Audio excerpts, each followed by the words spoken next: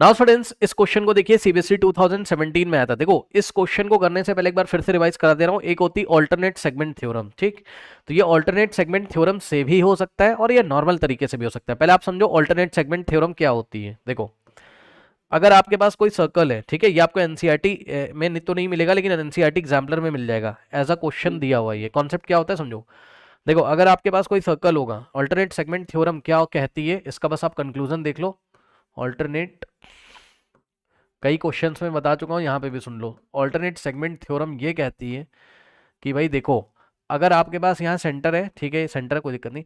अगर आपके पास ना, सुन लो ध्यान से, कोई कॉर्ड है, ये इस तरीके से कोई कॉर्ड है, ठीक, कॉर्ड का नाम है ए बी, ये लो, ठीक, ये कॉर्ड है ए बी, ओके। और ए बी तो नीचे हमको ए रखना चाहिए नाम, ठीक है, सुन लो। अगर कोई कॉर्ड ए है और कॉर्ड का एक एंड पॉइंट टेंजेंट का पॉइंट ऑफ कांटेक्ट बन जाए, सुन लो ध्यान से।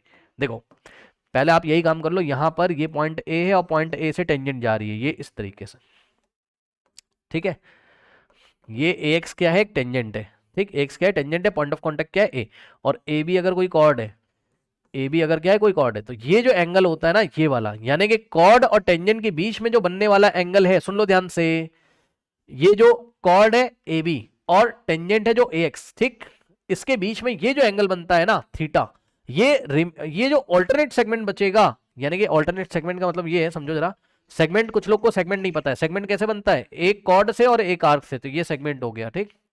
तो अगर ये सेगमेंट छोड़ दे तो ऑल्टरनेट सेगमेंट कौन सा बच गया, ये वाला डॉटेड रीजन, क्योंकि ये भी एक आर्क और एक कॉर्ड से बना हुआ है। तो ध्यान से चेक करो, यहां ये वाले सेगमेंट को छोड़कर ऑल्टरनेट सेगमेंट जो बच गया, उसमें अगर कोई पॉइंट लोगे, जैसे कि हमने यहां कोई पॉइंट सेलेक्ट किया, लेट अस से पी, ठीक।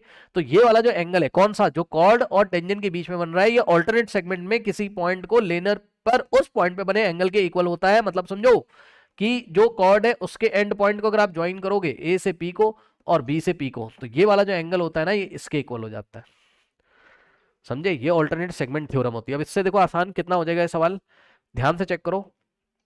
यहां पे देखो, आपको क्या करना है, खास बात ध्यान रखना है, ये वाला आर्क इतना छोड़ देना है, इस आर्क को छोड़ दो यहां से, और इस रिमेनिंग आर्क पे कोई भी पॉइंट ले लो यहां पे, और कॉर्ड के एंड पॉइंट को ज्वाइन कर दो, ए को यहां से, बी को यहां से। तो ये जो एंगल होगा इसके इक्वल हो जाता है। किसके इक्वल, जो एंगल कॉर्ड और टेंजेंट के बीच में बना है, कई बार मैं आपको बता चुका हूं।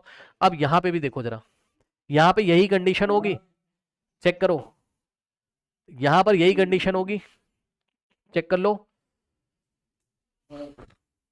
देखो, ये आपकी टेंजेंट है, ये इस तरीके से टेंजेंट है, ठीक, और ये आपकी कॉर्ड है, पॉइंट ऑफ कांटेक्ट क्या है, के है। तो यहां जो एंगल बनेगा, ठीक, यहां जो एंगल बनेगा, ये वाले आर्क को छोड़ के, एल के आर्क को छोड़ के, इधर इस आर्क में, यहां से यहां तक इस आर्क में अगर कोई भी पॉइंट ले लें हम, जैसे कि एन ले लिया इन्होंने, तो ये जो कॉर्ड है एल के, इसके एंड पॉइंट को ज्वाइन कर दोगे ऐसे करके, ठीक। तो ये जितना एंगल होगा ना थीटा, उतना ही ये होगा। समझ गए। तो अब सुनो, ये इस क्वेश्चन में एल एन क्या है, डायमीटर है, क्वेश्चन पढ़ लेना, एल एन क्या है, डायमीटर है। तो ये एक स्ट्रेट लाइन है और ये एंगल कितना है, 30 है, ठीक। ओके, तो सुनो ध्यान से, ध्यान से चेक कर लो जरा। देखो, एक काम करो, एक करो, सिंपल सिंपल। देखो, ये एल एन क्या है, डायमीटर है, तो angle in the semi circle कितना होता है, 90। हमको पता है ना कि angle in the semi circle कितना होता है, 90 होता है, राइट एंगल होता है, ठीक है ना। देखो, मैं एक बार दिखा भी देता हूँ, कुछ लोग को नहीं पता होगा। अगर ये इस तरीके से सर्कल है, ये डायमीटर है, यहाँ पे कोई पॉइंट ले लिया, ये सेंटर ओ है, ये डायमीटर है, तो angle in the semi circle 90 होता है, ये पूरा, ये वाला, ठीक। तो वही चीज मैं यहाँ पे भी कह रहा हूँ कि ये हो जाएगा पूरा 90। बताओ हो जाएगा कि नहीं हो जाएगा, बताओ। अब बताओ, ये 90 है और ये कितना है, 30, 90 प्लस 30 कितना होता है, 120। तो ये थीटा कितना बचेगा, 60, और ये अगर 60 है तो ये भी कितना हो गया, 60। कोई डाउट है, बताओ। और यही पूछा था क्वेश्चन में कि पी के एल बता दो। ये इस क्वेश्चन को करने का पहला तरीका है, फर्स्ट मेथड है, ठीक। अगर आपको ऑल्टरनेट सेगमेंट थ्योरम से नहीं करना है तब भी ये क्वेश्चन हैंडल हो जाएगा। तो मैं आपको करके दिखाता हूं कि अगर आपको ऑल्टरनेट सेगमेंट थ्योरम से नहीं करना है तब हम कैसे करेंगे। ध्यान से चेक करो, देखो, तब भी बहुत आसान है। अगर आप ध्यान से इसमें चेक करोगे इस क्वेश्चन में, तो देखो, ओ एल क्या है, रेडियस है, ओ के क्या है, रेडियस है, और एक ही सर्कल की रेडियस इक्वल होती है, तो ये वाली लेंथ इसके इक्वल हो जाएगी। अब इस तरीके से जो ट्राइंगल है, कौन सा, ओ एल के, ये आइसोसेलेस ट्राइंगल हो जाएगा। और आइसोसेलेस ट्राइंगल में इक्वल इक्वल इक्वल साइड के अपोजिट वाले एंगल इक्वल होते हैं, ठीक। तो इस साइड के अपोजिट ये रहा 30, तो इस साइड के अपोजिट ये भी कितना हो जाएगा, 30। ये सुनो, सही है। और सुनो, अब ये एंगल अगर आपको 30 मिल गया तो आपने पढ़ा हुआ है कि जो रेडियस होती है यानी कि जो ओके है ये इस टेंजेंट पे परपेंडिकुलर होगा, सही है ना। रेडियस टेंजेंट पे परपेंडिकुलर होती है, मतलब समझो, मतलब कि ये पूरा एंगल कितना रहा होगा 90, यस और नो। सो ये अगर 30 है तो 90 में से 30 माइनस करोगे, भाई चेक करो ना, ये देखो ना, ये रेडियस है ओके, ओके ठीक है, ये रेडियस है और ये क्या आपकी टेंजेंट है, ठीक।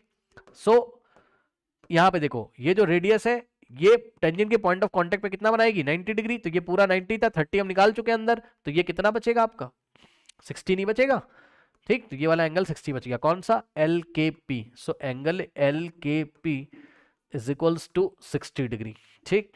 तो इस तरीके से भी इसको हैंडल कर सकते थे, कर लीजिए।